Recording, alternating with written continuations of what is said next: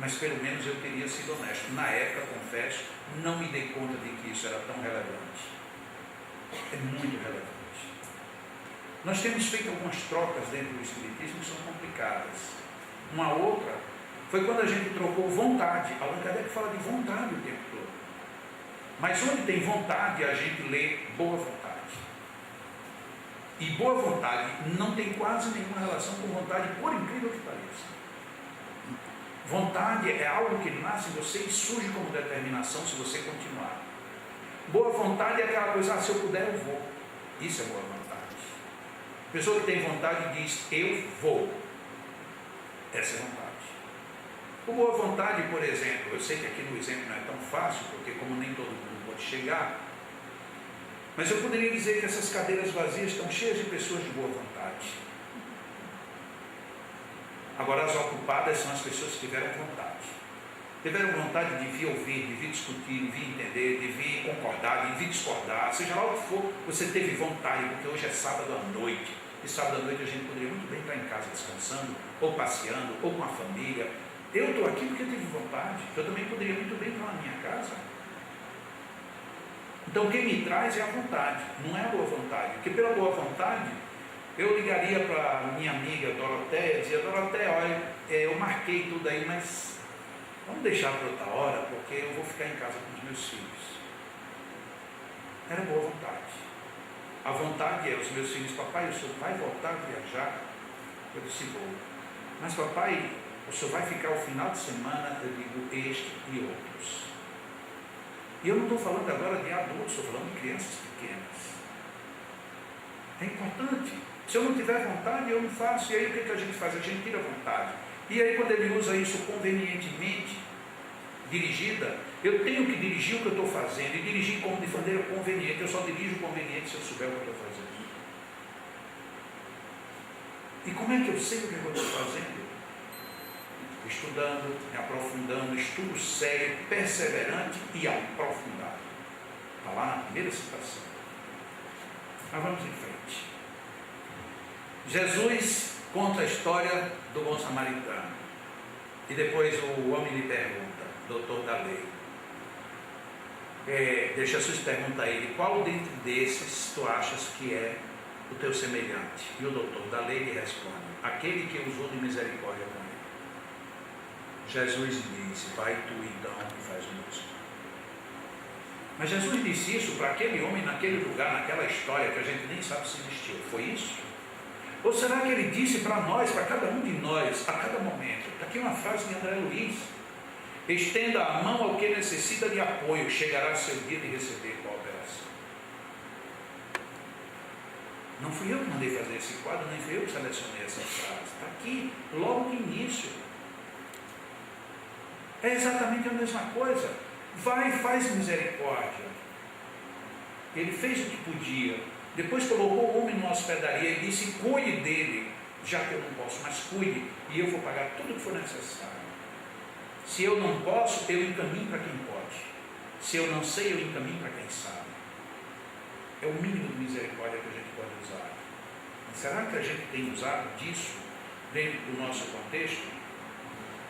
Aqui é um texto um pouco longo, eu cortei mais da metade do texto, mas como é bom a gente ler essas coisas. O que é de outra parte o magnetismo? Uma variedade do espiritismo, na qual os espíritos encarnados agem sobre outros espíritos encarnados. Existe, enfim, uma terceira variedade do magnetismo ou do espiritismo. Bem se vê que quem escreveu isso aqui, ele juntava espiritismo e magnetismo o tempo todo. Segundo, se tome por ponto de partida da ação de encarnados sobre desencarnados, ou a de espíritos relativamente livres sobre espíritos aprisionados no corpo. Essa terceira variedade, que tem por princípio a ação dos encarnados sobre os espíritos, se revela no tratamento e na moralização dos espíritos obsessores. O espiritismo não é, pois, senão do magnetismo espiritual. E o magnetismo não é outra coisa senão do espiritismo humano. Acredito que vocês devem estar curiosos. Quem foi que escreveu isso? Vamos em frente. De tudo isso eu concluo que o magnetismo desenvolvido pelo espiritismo é a chave da abóbada da saúde moral e material da humanidade futura. espírito, ekineman. Este espírito era um magnetizador quando encarnado. É um artigo bem mais longo do que isso. No final, o Sr. Allan Kardec coloca esta nota: a justeza das apreciações e as profundezas do novo ponto de vista que esta comunicação encerra não escaparão a ninguém. Coitado, Allan Kardec se enganou, porque nós espíritas não olhamos. O senhor Kinneman, embora partido depois de bem pouco tempo, ou seja, era um recém-desencarnado que estava escrevendo, se revela desde o início e sem a menor hesitação como um espírito de uma incontestável superioridade, apenas liberto da matéria, que não parece ter deixado sobre ele nenhum traço, desdobra as suas faculdades com uma força notável, que promete a seus irmãos da terra um bom conselheiro a mais. Allan Kardec poderia ter condenado esse homem criticado, dito aqui tem um senão. Não, ele elogia o homem a ponto de chamá-lo de espírito superior e confirma tudo o que ele diz. Está aí na Revista Espírita, agora eu me esqueci, na hora que eu cortei para cá, eu cortei a Revista Espírita, mas se isso foi em maio de 1867, é em alguma edição de 1868, ou talvez até mesmo de 1867. Quem quiser ler na íntegra, leia, porque tem muitas informações ricas. Parece que esses espíritos, eles sabiam do magnetismo e sabiam dos vínculos, e usavam dos vínculos de uma maneira sem sofismas. Livro dos Médiuns, capítulo 16, item 189, quando Allan Kardec está estudando a mediunidade curadora.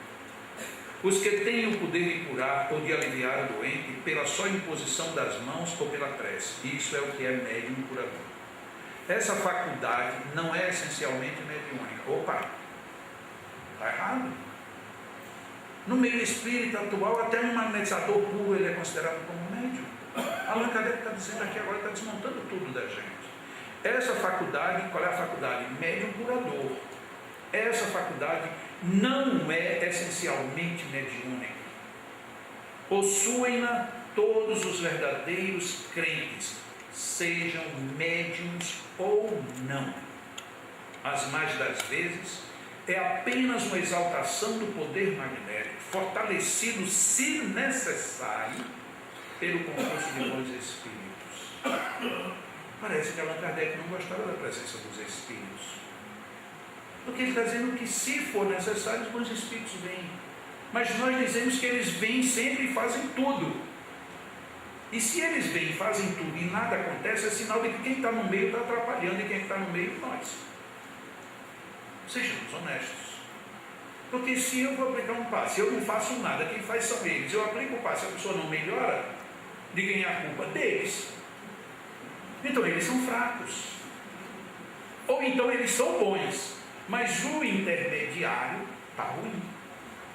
Mas a gente não gosta de pensar nisso, porque o intermediário sou eu. E se isso não funciona porque eu sou um mau intermediário, então é melhor deixar como está para ver como fica. Ah, mas eu recebo passe aqui nessa casa há 20 anos. E nunca eu me sinto assim, eu saio daqui, eu saio melhor, mas daqui a pouco está tudo igual. Ah, mas é assim mesmo. Ah, é assim, é. Então quer dizer que a história do menino estava correta. O menino, quando ele fez 8 anos, o pai, muito católico, me disse: meu filho, vamos à missa comigo. Ele disse: não, pai, eu não vou. Meu filho, é o seu aniversário. Pois é, o meu aniversário, eu não quero ir à missa com o senhor. Mas meu filho disse: não, o senhor me perguntou, já respondi que eu não vou. No dia seguinte, o pai chamou. O pai ia à missa todos os dias. E chamou no dia seguinte, e no dia seguinte, e no dia seguinte, e o filho dizia: não vou. E o pai foi de uma perseverança impressionante. Levou 10 anos. No dia que o menino completou 18 anos, ele disse: meu filho, você agora é um homem. Como criança você nunca quis ir, vamos agora comigo? Eu disse: não vou, pai. Eu disse: mas meu filho, por que é que você não vai? Me explique. Ele disse: é fácil, pai. Só que o senhor me convida já tem 10 anos. E o senhor vai à missa todos os dias. E até hoje o senhor não melhorou em nada. No dia que o senhor for e o senhor melhorar, a partir daí eu posso ir. Essa história é real como católica. Eu não estou falando aqui da missa porque é de outra ideia. Mas eu aplico essa história exatamente à questão do passe. Eu recebo passe toda semana. E se tiver 3 reuniões, eu recebo 3 passes. E você melhorou em quê? Em nada. Nem em saúde física, nem em moral, nem emocional. Eu saio do centro espírita, o semáforo está fechado, mas não é possível. Sim, o que é que tem? O sinal fechou. Sim, mas não é possível, os sinais ficam fechados para mim. E vão continuar fechados. Enquanto você for assim, nenhum sinal abre para você. Por que é que a gente demora tanto a perceber essas coisas? Os espíritos, eles estão ao nosso dispor, se necessário. O problema é que é sempre necessário que a gente não faz a nossa parte. E a gente não fazendo a parte, a gente interrompe a ação deles. Essa é uma situação difícil. Revista Espírita de novo, de 1865. Qualquer parte integrante do espiritismo é por si mesma toda uma ciência, porque se liga ao... Vocês leram, né? Se liga ao magnetismo e abarca não só as doenças propriamente ditas, mas todas as variedades tão numerosas e tão complicadas de obsessões que elas mesmas influem sobre o organismo. Então Allan Kardec vinculava o magnetismo ao espiritismo de uma forma tão forte que até nas desobsessões tem que ter magnetismo. Mas que magnetismo? Não, aplica um passe e manda ele embora. A proposta de Allan Kardec é diferente disso. A proposta de Kardec está no livro dos médiuns, no capítulo das obsessões, quando ele trata das subjugações e diz: busque um bom magnetizador. E hoje, quando eu conversava com os amigos, lembrava, na época de Allan Kardec não tinha passista. O movimento espírita estava começando, tinha magnetizadores profissionais com consultórios pagos. Allan Kardec mandava que você fosse auxiliado se tratar concomitantemente com o magnetizador. Aí nós, os espíritos, poderíamos estar desenvolvendo o magnetismo, inclusive para melhorar os atendimentos de desobsessão, mas a gente não faz, deixa que os espíritos resolvam. E aí ficamos totalmente comprometidos no que poderia ser melhor. Questão 625, clássica. Modelo e guia, Jesus. Modelo e guia. Vou trazer aqui 3 citações. 3. Aqui está a primeira. Mateus 8, 6 e 7. Senhor, o meu criado jaz em casa paralítico e horrivelmente atormentado. Respondeu-lhe Jesus: eu irei e o curarei. Qual é a casa espírita que tem a ousadia de deixar que alguém da sua casa diga: eu vou lá e vou curá-lo? Não pode. Você não pode prometer cura, você não pode prometer alívio, você não pode prometer nada. Mas o meu modelo é Jesus. Mas Jesus era Jesus. Sim, Jesus era Jesus e eu sou Jacó. E você é Pedro, você é a Madalena, você... O que tem? Ele disse que eu podia fazer tudo o que ele fazia. Mas a gente não acreditou nele e nem acredita até hoje. Porque se a gente acreditasse, tomava uma postura desse tipo. E ele disse direta e objetivamente: ide e... O que foi que Jesus disse? Ide e curai. Quando ele mandou os apóstolos. Mas no meio espírita a leitura disso é: ide, mas cuidado. Eu sei que parece ironia da minha parte, mas é verdade. Você vai, mas cuidado. Cuidado, porque você pode ser chamado de curandeiro e aí vai ser preso. Cuidado, porque você pode fazer uma coisa e a pessoa piorar. Cuidado, porque a gente não sabe o que é que está por trás disso tudo. Vai que na outra encarnação. Cuidado, cuidado e cuidado. Sim, mas Jesus disse para eu ir e curar. Como é que fica? Eu pensaria 2 vezes. Pois é. Foi Jesus. E vamos chegar aqui agora no ponto crucial do que está sendo colocado. Marcos 32 a 35, no seu capítulo 7. Por favor, anotem para depois não ficarem na dúvida se tinha ou se não tinha. Como a Bíblia é traduzida por muita gente, pode ser que haja aqui algum pequeno ajuste de palavras, mas o sentido vocês vão encontrar em qualquer tradução o mesmo. E trouxeram-lhe um surdo que falava dificilmente. Um surdo que fala, naquela época então, era um surdo que já tinha ouvido, porque você não pode nunca ter ouvido e falar. Então não era um surdo mudo, é alguém que perdeu a audição e falava com dificuldade.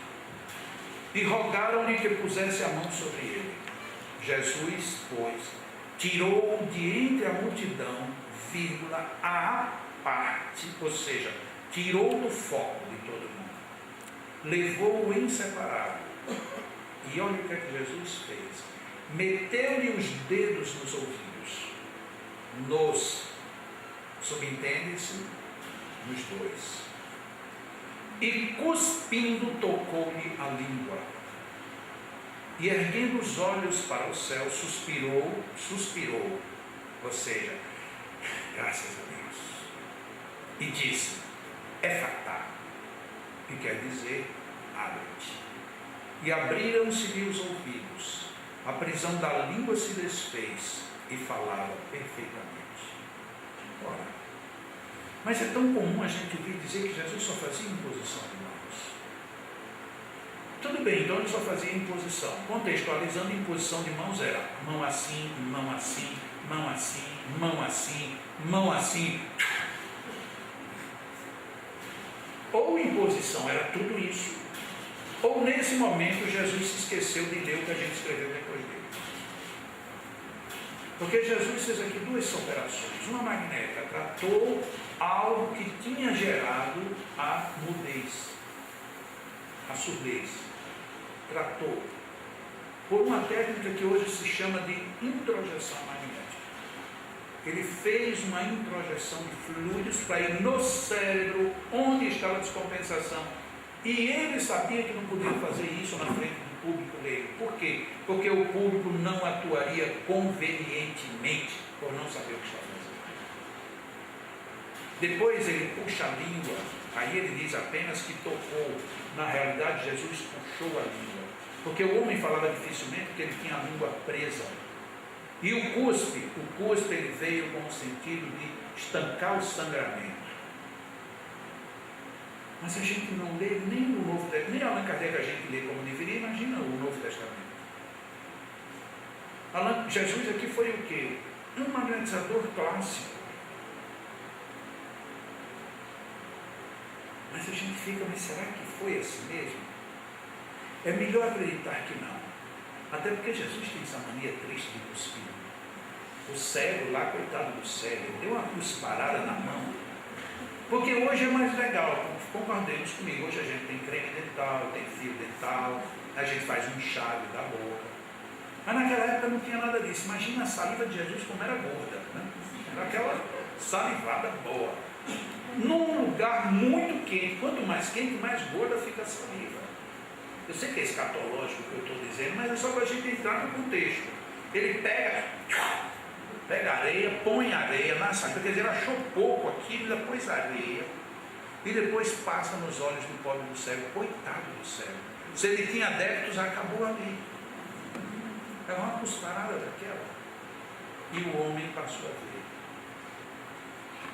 Mas a gente tem que fazer como Jesus fazia. Então vamos sair cuspindo as pessoas? Não, vamos entender como era e como é que a gente pode aplicar isto hoje. Basta ver qualquer filme do reino animal, qualquer. Como é que os animais saram as suas feridas? Lambendo-se, ou um lambendo o outro. Será que a natureza está errada? Ou será que nós que não queremos entender como é que a natureza funciona?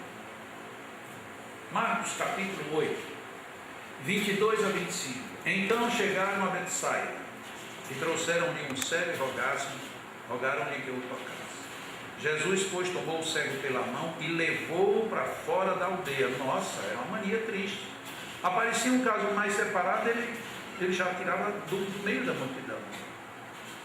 E cuspindo-lhe nos olhos, e impondo-lhe as mãos, perguntou: vês alguma coisa? E levantando ele os olhos, disse: estou vendo os homens, porque como árvore os vejo andando. Então tornou a pôr-lhe as mãos sobre os olhos, e ele, olhando atentamente, ficou restabelecido, pois havia nitidamente todas as coisas.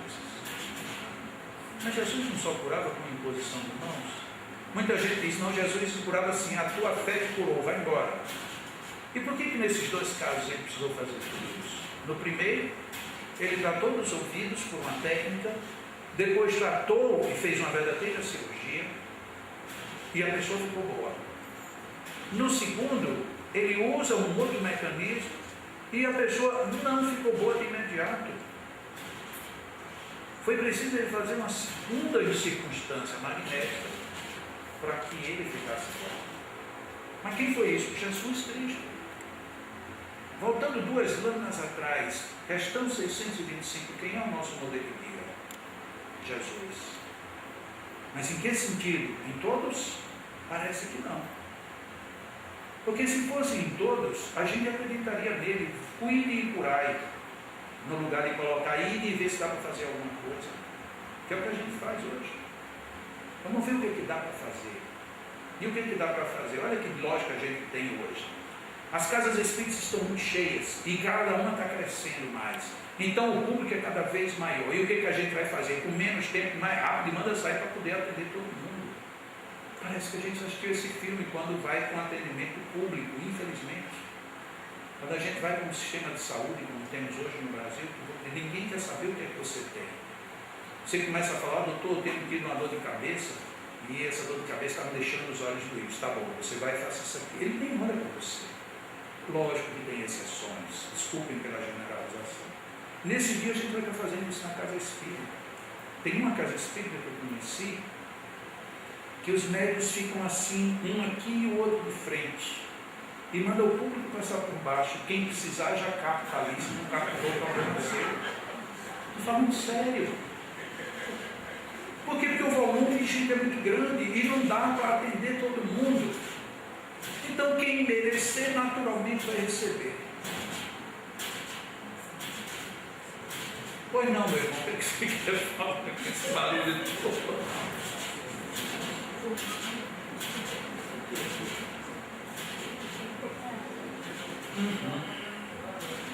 Mensagem de Kardec. Vamos dar uma paradinha aqui para responder a pergunta que foi colocada bem no início.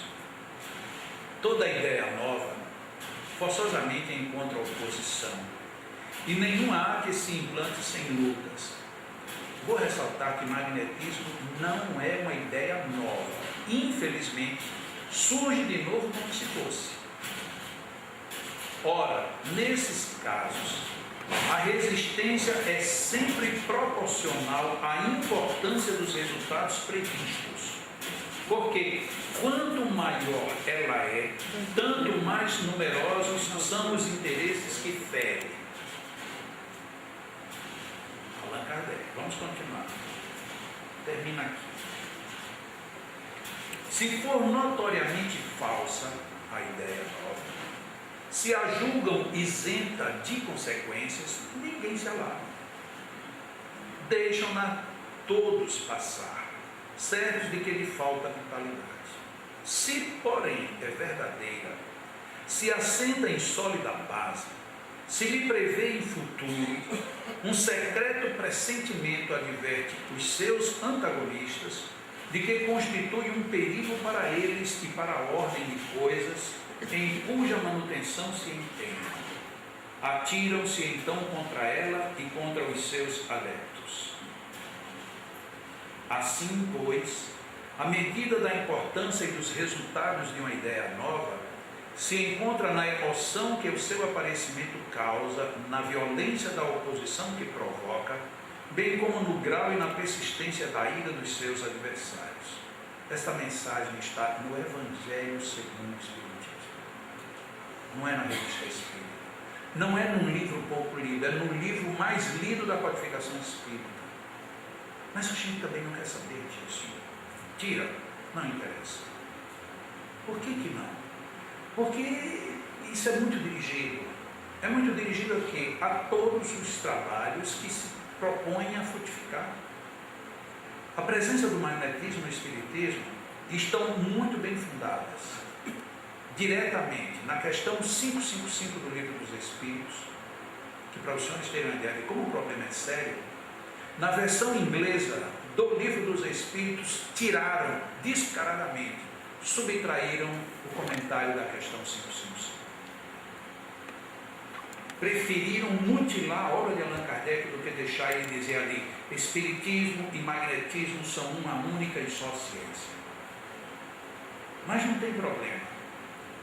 Menos de um ano depois, na Revista Espírita de março de 1858, no primeiro artigo, Magnetismo e Espiritismo, Allan Kardec volta a dizer: magnetismo e espiritismo são, pois, uma só ciência. E para a gente não pensar que ele pode ter mudado de ideia e no fim da vida ele ser contra, duas informações. Primeiro uma informação e depois uma referência.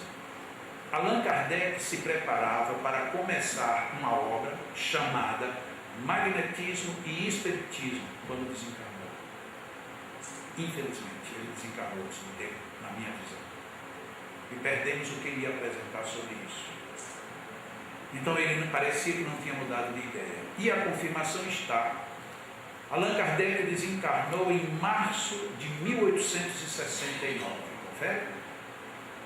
Em janeiro de 1869, ele publica um artigo intitulado Estatística Espírita. E ele faz um levantamento de a quantas andam o censo dos espíritas até onde ele podia. E no final, ele coloca que o espiritismo e o magnetismo são, pois, ciências gêmeas. E onde uma parar, e onde uma se mobilizar, ficará totalmente perdida. Porque elas são como a anatomia e a fisiologia, como a química e a física. Em janeiro de 1869, ou seja, ele não mudou de ideia. Quem mudou? Nós. Nós mudamos. Nós esquecemos Allan Kardec. Nós esquecemos o que ele nos deixou. Nós